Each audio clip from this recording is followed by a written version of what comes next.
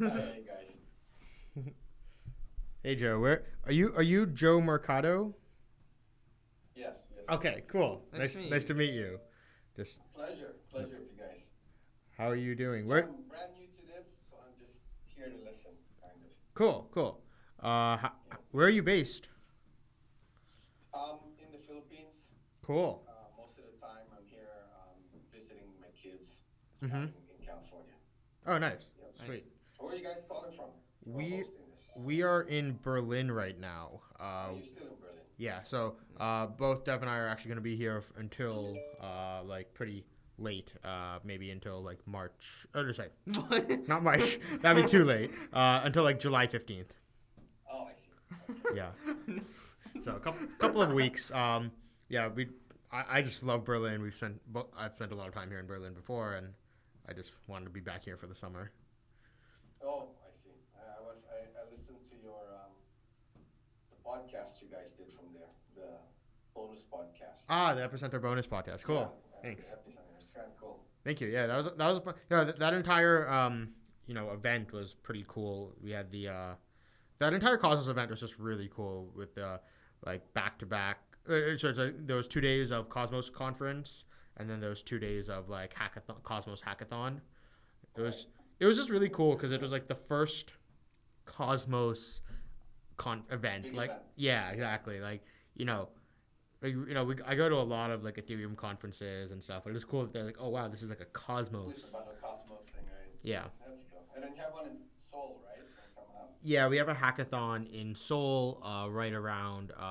There's Biddle happening that week in July 20 something, and so yeah, there's a Cosmos hackathon, and then right after that is the uh, sorry right after yeah, and then right after that is the Biddle conference. Okay. Cool. Yeah, I'm it should be pretty exciting. I'm looking forward to it. Um, yeah, and then there's another hackathon in SF during SF Blockchain Week, where it's more of a DeFi hack atom focus thing. This is in August, right? No, not in August. This is in like October. Oh, okay. Right, SF Blockchain Week. Yeah. So Dave and I are both like part of Blockchain at Berkeley, and so Blockchain at Berkeley. Yes. Yeah, we started a conference 3 years ago called CESC, and that's kind of turned into a larger SF Blockchain Week since then. Oh, cool. So yeah, That's pretty cool. fun, pretty fun stuff. So yeah, I mean, okay, I guess because there's not too many people on here right now, I guess we can just turn this into sort of like Marco suggested, a bit of a update that we can we'll record this and we'll go ahead and throw it online, and then if anyone has any questions or jumps in, feel free to. So yeah, I guess one thing we were talking about is the Hack Atom.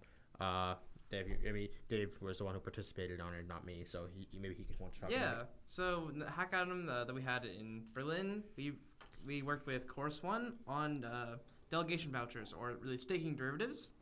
And the idea here is Just that, don't tell the SEC that name. Ah. uh, the ideas here is that when you bond your atoms, you normally can't trade them. You have to go through an undelegation period, unbonding period of 3 weeks, say. And normally you do want to trade these. The reason we don't have this is so we can have double sign protection, and so like the unbonding period gives you this sort of time where it's safe to sync to the network. And if you don't have that, then you lose this sort of security principle. But now we're getting custodial exchanges involved in Cosmos and really all the proof of stake chains, i.e. Poloniex, Coinbase. And they've stated that they are going to allow the people to trade their staked atoms for normal atoms. Yeah, and really they're gonna just allow trading within their platform, and so all the atoms that are under Poloniex custody, they're gonna be staking them minus a little bit that they're gonna keep liquid just for withdrawals, and then whatever the staking rewards are gonna give a lot of it to the people who have coins sitting on Poloniex. All right. Mm-hmm. And so the concern here is then that this is a huge feature which the custodial exchanges automatically get by just being custodial, and really we want to support like non-custodial validators as well, because this is sort of the more safe model for all users. So, users should be in control of their private key. And so then the question is, how do we bring the same same ability for non-custodial validators. And this is, and then so with Chorus One, we came up with a design that we experimented with and like didn't hack at them, and we were a finalist, and yeah. Yeah. So we were one of the winners of the Hack Atom. There were like 7 winners chosen, and from that we won 1,000 atoms from the ICF, and so we're splitting that with Chorus One, and so whenever we get that reward from the ICF, we hope to add that to our self bond for Sikka. So that should be fun. And then so that that was the Hack Atom, and one of the issues with the design we actually created at the Hack Atom was that it only allows atoms to be in the reward pool, which is fine because that's all that's in the reward pool right now. But long term, the vision of the Cosmos Hub is that you're allowed to pay fees in any token. Fees should not have to be paid in atoms, right? Really, we don't want atoms to be being used for fees. We want people to be paying fees in like money tokens like Bitcoin or Ether or DAI and photons. And so for that reason, we kind of are forced. So the design we created there only works if the only thing in the reward pool is atoms. So I'm currently working on another design with and kind of like figuring out how we can make it work so that the things work with anything but still remain fungible, because you want the derivatives to be fungible so that you can use them in DeFi applications. So you can put them into a Uniswap, or you can use them to collateralize a Kava CDP. So you can issue like stable coins and stuff, but using those as collateral and whatnot. So this whole delegation vouchers and decentralized staking, staking derivatives is going to be like a interesting point of research going forward. And Zaki at the conference, he did this talk, and like the highlight slide of the talk was like this text that said staking is DeFi. And so I think because a lot of DeFi comes down to using collateral to issue stuff on top of it. So whether it's like CDPs or whatnot. And so here's a giant pool of collateral that we have, which is securing the staking system of the hub. But could you what's the term for this? There's super liquidity, not super liquidity. It's there's a finance term for this when you reuse collateral for different purposes. Super collateralization, maybe. Over collateralize? No, I know it's definitely super something. I just can't remember what it was. I think that's what staked assets will hopefully turn into over time. And so, okay, I guess, I mentioned Kava. I guess another thing we should talk about is some of the new test nets we're planning on running. So as of now, we are currently running live on the Solana testnet. Dave, you want to maybe talk a little bit about Solana? Sure. So one of the core ideas with Solana is that they're doing high pipelining. So in Tendermint, we're doing one block at a time. You do a block, and then that gets finalized, or that gets commit, and then you propose the next block. And you could imagine, since Tendermint's a 2-round protocol, you can pipeline 2 rounds together. Solana takes us like a step further. I don't remember the exact numbers. Let's say 100. So they do like a pipeline of 100 things deep, which gives you more time to sort of ensure all the validator votes are in, or alternatively scale to larger validator sets. But in exchange, you have to worry about these sort of pipeline faults, where if you get conflicting transactions, a lot of transactions can conflict with one another. For example, suppose I want to send money to Sunny and then sends money to Marco.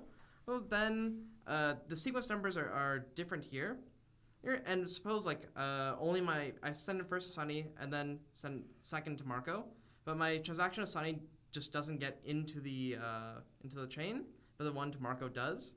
Then and we're in a pipeline of say we're in a pipeline of 100. So this happens to say in block 50 of these 100.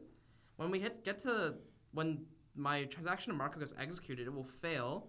And then this is bad because it's going to fail because the chain or the mempools didn't know that the previous sequence number didn't already get in. Really, I mean, in one word, one sentence, I think the best way to describe Solana's system is they're kind of following a much more Nakamoto consensus style thing, but with like a finality overlay. But then they're kind of like Casper FFG or CBC, but they're using this VDF system in order to show that something has a certain amount of work on it, as well as it kind of gives you some sort of synchrony assumptions a little bit, because that messages have to have taken at least this much time since seeing the previous message. So it gives you some kind of force ordering a little bit. And they're doing things with Berkeley packet filters as a way to sort of handle these pipeline problems, because you can then sort of Berkeley packet filters aren't Turing complete, so you can then start reasoning about them and like using this to give you more structure to the mempool layer. So we're currently running on their live public testnet right now. I think there's only 15 validators on it right now. We're one of them, and we're currently running using a CPU machine. But the goal is with Solana, they actually want everyone to be using GPUs, and so we're currently putting our rig together for that. In order to, we'll be running. Hopefully, their GPU testnet should be starting very soon, mid-July, and so we're gonna hopefully be one of the first validators on that. We're just really excited about that. I mean, they're based in SF, just like walking distance from my apartment, and so I've swung by their office a couple of times and pretty excited about what they're doing.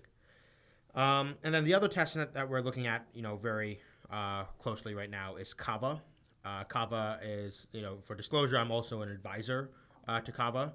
And, I've been working with them since before they even started working on Cosmos stuff. They were kind of working on a lot of interledger protocol stuff when I first started working with them. And then they kind of pivoted into working on a Cosmos version of Maker DAO, but starting with multi-collateral Maker. And so their token is called Kava, which is the equivalent of MKR. And so kind of working with them on this, and they're starting their first public testnet tomorrow. I think it starts on July 1st, and we have to get our Genesis transactions in. So we're about to go do that right now, and hopefully run on Kava. Because I think out of the different, there's a couple of stablecoin projects being built on Cosmos right now, but right now Kava's design seems the most. I don't know how to put it. Maybe the most conservative and most we've seen this work in practice. It's basically similar to Maker with just a multi-collateral system instead. There's other projects like Terra and whatnot, which I'm still pretty conflicted on. I think there's some really cool ideas there, but it's a very radical design, and so we're kind of focusing on Kava for now. Do you have anything to add on that? No, I think it summarizes it pretty well. I think Cool. The fact that it's very Maker-like is very encouraging that it's going to work. Yeah. And then what else? Okay, so next up, we some updates on the hub. It's been a little while since we made this last one, but one thing, we had that hard fork where we successfully dealt with the security upgrade. Our system went fine. We managed. Sikka, we helped coordinate the hard fork with the governance proposal that we created that allowed people to signal when they had forked, which went well, and that helped give a view of the status of the network during those critical hours. And we managed to upgrade fine. I don't really know if there's too much to say about it there. I run another podcast called Conspiratus, and so if you check out episode number 3, where it's called A Cosmic Commotion, Nate and I, my co-host on that podcast, we dive very deep into the details of that fork. So if you're interested in learning about our experience on that, I guess check out that podcast, that podcast link. And then what else happened on the hub? It's been a while since we did the last one on these. I think there was another proposal that got accepted. Mm-hmm. What was it? Yeah, there's different proposals. So we are working on 2 new proposals right now. One, the one that is much more coming much sooner is we written up a proposal. Oh, someone joined us. Hey, Lucian, how are you? Okay, I don't know if you can hear us. So we worked on a proposal to to increase the validator set size, max size from 100, and we originally I wrote saw it. that one. Yeah, so we originally wrote it as 150, but after some internal discussion, we figured that maybe the proper approach is to take the more conservative approach, and instead of jumping up by 50, we should jump up by 25. Um, and if that seems to work well, we can, governance can choose to increase it further, even further over time. But I think it's just taking the prudent stand and kind of being a little bit more conservative about it. So yeah, that's what. So hopefully that proposal. We were trying to decide whether or not to wait for parameter change proposals. My opinion is that we should wait for parameter change. Dev thinks we should not. Do you have any? Would you like to explain why? Sure. Like, I think part of the reason for having the or for like increasing validator set size is sort of in the near term. Or right now, if you want to become a new validator, you have to get, I think, is it 36,000 atoms or 3,600? Yeah, about 36,000, I think. Yeah, 30, yeah, over 35,000. It's a multiply that by, I don't know, $6 an atom. You have to have about 200K USD to in delegations to become a new validator, and that's quite a lot. I think it's sort of perhaps a bad image to have if we want to have the validator set being decentralized, or like to seem decentralized, because sure, you can become a validator if you don't have that much personally and you have that much in delegation, but at the moment you're not really going to get delegation if you're not in the top 100, because otherwise your delegators aren't getting rewards. We have proposals in mind for how to do this, handle this in the future, i.e. delegation commitments. Sunny has a talk on this at CSC from this year, I believe, or last year. Yep. So I guess you can watch it there. But the idea is basically that you could sort of commit to the fact that you're going to delegate to someone who's on the top 100, and there's enough commitments that they can come in. But in lieu of that actually like existing in the hub today, hey, it's worth increasing validator set size so that we can have more validators and lower this barrier to entry. So then the question of should this happen now or should this happen later is basically a question about 3 weeks. If we make the proposal now, then it will be included in the next hard fork because there's no support for parameter changes. Whereas if we wait for parameter changes, it'll be included fork plus 3 weeks, assuming that it's proposed in the same block the fork happens on. I think that it's probably worth just saving those 3 weeks and letting those validators enjoy the time period of validating. Yeah, I agree, and it's fine if it saves 3 weeks. That's good, and then that also allows it. It would be nice that because that we proposed that thing on the forum, there was already a lot of discussion around it and it's kind of fresh in people's mind. I think it's worth just pushing out the proposal sooner than later, so that way people still have that discussion fresh in their minds, and then we can vote now, and then. If we want to change it once parameter change proposals are there, such as for example, let's say we do want to up it to 150 or something, then we can easily make a proposal. We don't have to wait for forks after that, so that'd be good to do. So do you see a lot of people wanting to be validators or existing validators, maybe just setting up other rigs to do this, and it kind of defeats the purpose? Yeah, so I mean, if you look at mintscan.io, I think we do see that.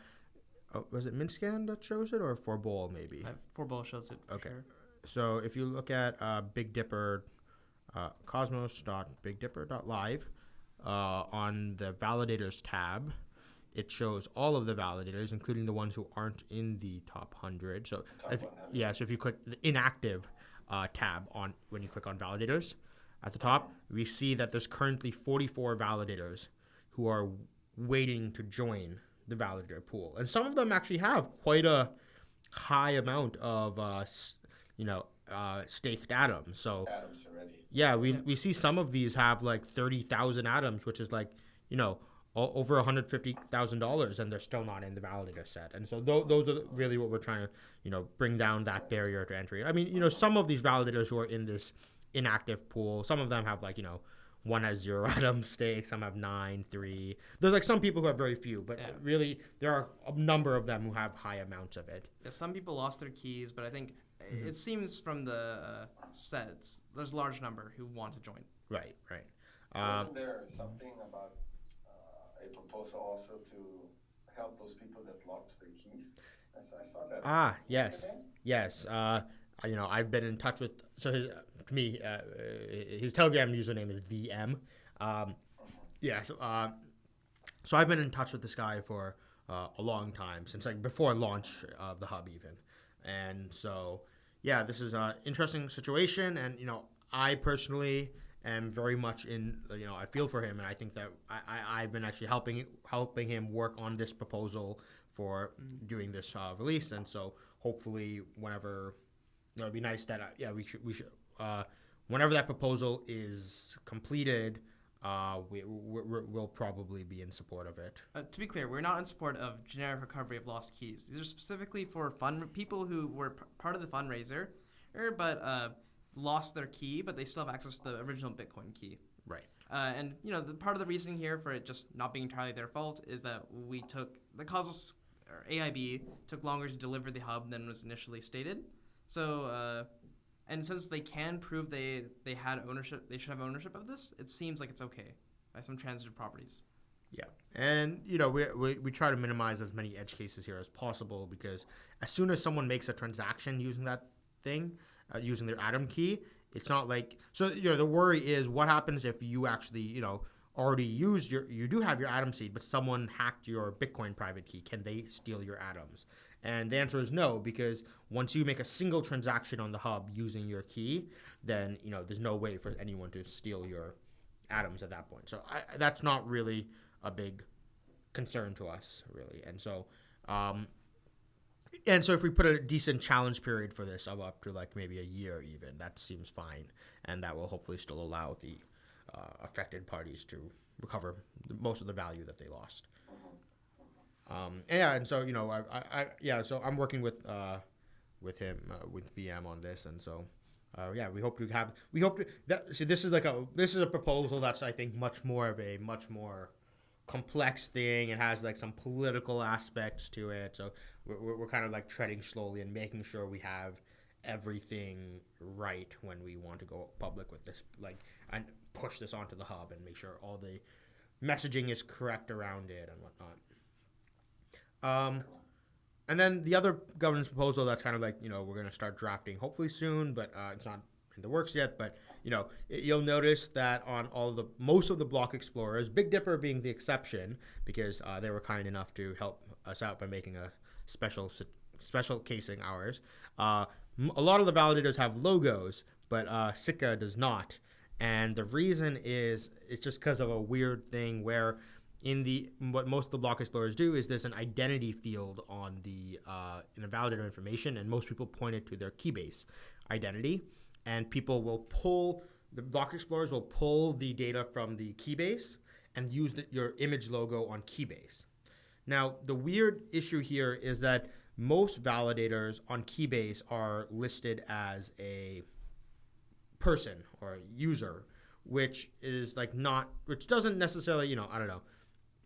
Sikka doesn't make sense, at least in our case, because Sikka isn't a entity as much as it is a team, and so Keybase does have this thing called Keybase Teams, which is what we use, and so Sikka is a team on Keybase. It has a picture and everything, but Keybase's API makes it hard to pull that picture based off of that.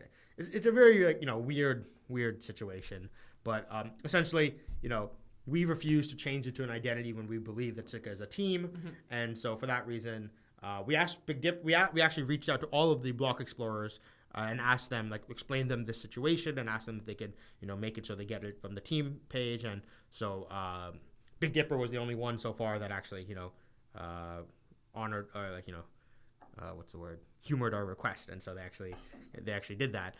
The other one, so the proposal we'd like to do is actually make it, we don't like this reliance on Keybase, which is Keybase is a great company. I think they were probably one of the best companies when it comes to making cryptographic stuff of usable, like UX very easy to like more common people. Like, most like, security, privacy focused companies, the UX is pretty terrible. Keybase is, at least a little bit better.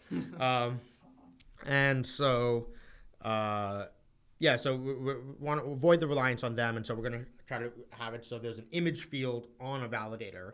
And so people can actually upload a PNG or JPEG or some file type to the chain. It'll obviously be limited in size. So maybe we'd limit it, say, max of 256 pixels by 256 pixels or something similar, something small like that. But that way, the data is actually available for all block explorers on the chain.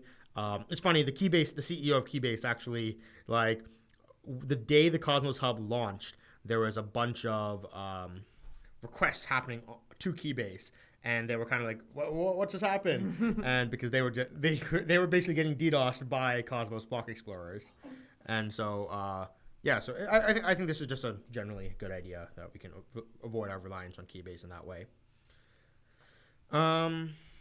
Let's see, what else?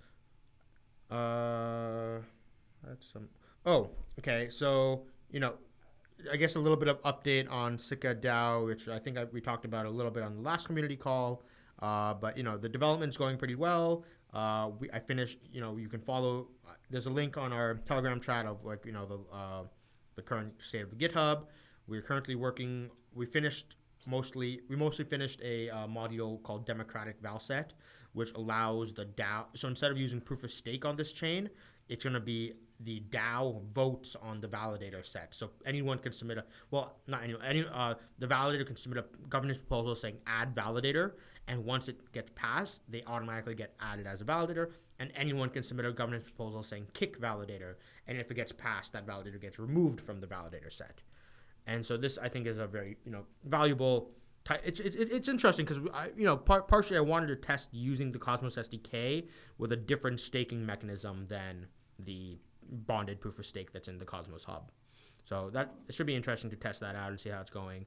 At the hackathon, I worked on a locking module just because I think it's a cool module to have in the hub. It could be useful for things like lock drops. So that module's in there, and we're currently waiting on a module to be merged into the Cosmos SDK called the supply module. And once that supply module, we're kind of blocked a little bit on development on Sikka DAO right now until that module is there on the hub. But as soon as that module is in there, we're gonna release that very soon. So yeah, the development of that's going pretty well. I mean, I don't want to give any like strict deadline, timelines or anything right now, but yeah, that's going well, and we'll see. Continuing development on that. We don't have, like we said, we're always going to give 3 weeks advance notice of any changes of commission rate. As of now, no updates there. You can expect the commission rate to stay 0% for the next 3 weeks. At least the minimum of the next 3 weeks, and probably for the foreseeable future. But yeah, at least for the next 3 weeks, we're sticking with that 0%. There's been a lot of arguments and debates on like the Cosmos forum and different spots about like validators doing 0%, and I think we've explained to all of our delegators why we think this is important, especially while the hub doesn't have any inherent value. I don't think it makes sense to be diluting our delegators. Once there starts to be like real traction, when there's actual fees coming in the hub, that's when I think the real value creation is there, and that's when we're gonna maybe start charging some commission, and hopefully by then the Sikka DAO will be ready. So we're going to start charging some commission, but then also the DAO also benefits from that commission as well. Hopefully at the same time we can also remove the fact that validators earn commission off of inflation. Yeah. Which is pretty bad because it dilutes the delegators even more. There's one final thing we want to show off a little bit. So I think we mentioned it in one of our earlier podcasts. We finally got these physical Sikka coins that we created. I don't know if I can show that on the thing. Yep. Yeah, so it's these, I think they're made out of brass. So they have like the little Sikka logo on them, and then on the back it just says Sikka. And so we have, we've got 1,000 of these minted. And so for now, we're going to do it if we see people physically. So, we're in Berlin, then we're going to go to Korea, and then SF Blockchain Week, and I'll be around the world. And so if you see me at any of these events, you can let me know, and